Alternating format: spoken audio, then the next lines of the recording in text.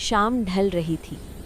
सूरज की आखिरी किरणें दरख्तों के पत्तों को सुनहरी कर रही थीं। गहरे जंगल में एक पुरानी बलूत के तने के अंदर एक छोटा सा सुराख था। यही चग्गू का घर था। चग्गू एक नन्हा सा जुगनू था जिसकी पीठ पर पीले सब्ज रंग की चमक थी।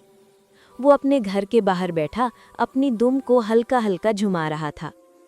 हर झुमाके के साथ एक नर्म सी रोशनी फैलती जो चंद फुट तक ही पहुंचती, लेकिन जंगल के गहरे साए में वो रोशनी सितारे जैसी लगती।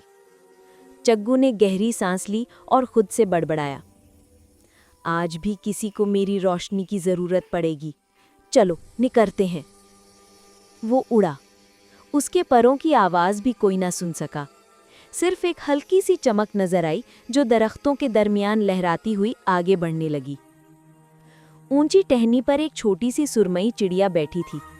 उसके पर कांप रहे थे। वो बार बार आसमान की तरफ देखती, फिर अंधेरे जंगल की तरफ और फिर अपने पंजों को देखकर सिसकने लगती। चग्गू की चमक दूर से नजर आई। वो करीब आया, अपनी रोशनी को हल्का सा तेज किया ताकि चिड़िया घबरा ना जाए और नरमी से बोला, चिड़िया बहन सलाम, तुम अकेली यहाँ क्या कर रही हो? तुम्हारे परों से तो लगता है जैसे तुम बहुत दूर तक उड़ सकती हो।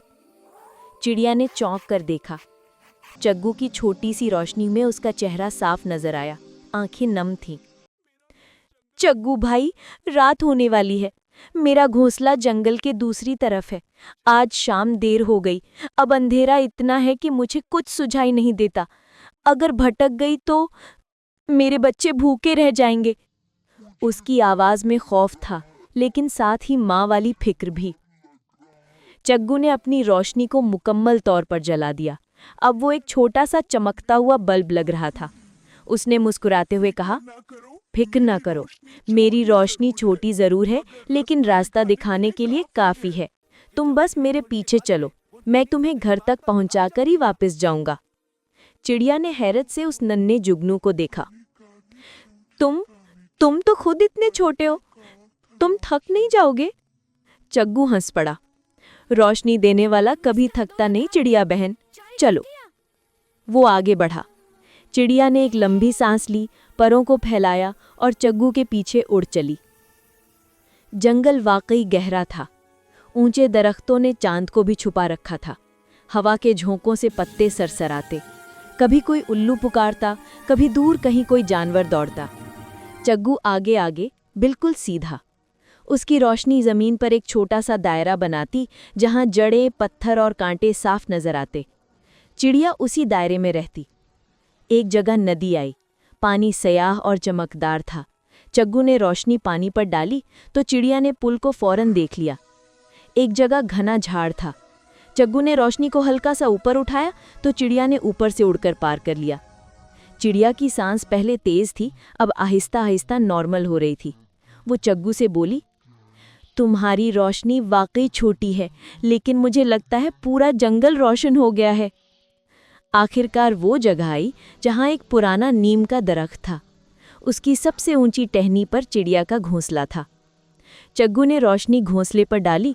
अंदर 3 नन्हे नन्हे बच्चे सो रहे थे। चिड़िया की आंखों में आंसू आ गए। वो चग्गू के करीब आई, उसके चमकते जिस्म को अपने पर से छूकर बोली, चग्गू, तुमने मुझे सिर्फ घर नहीं पहुंचाया, तुमने मेरी 3 जानों को बचाया। अल्लाह तुम्हारी रोशनी को हमेशा रोशन रखे। चग्गू ने शर्माते हुए कहा, दोस्ती यही तो है ना।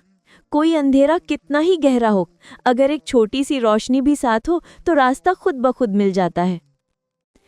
चिड़िया घोंसले में सिमट गई। उसके बच्चों ने ख्वाब में माँ की गर्मी महसूस की और मजीद गहरा सो गए। चग्गू ने आखिरी बार रोशनी झिलमिलाई, जैसे चिड़िया को सलाम कह रहा हो। फिर वो वापस मुड़ा। अब जंगल और भी गहरा हो चुका था।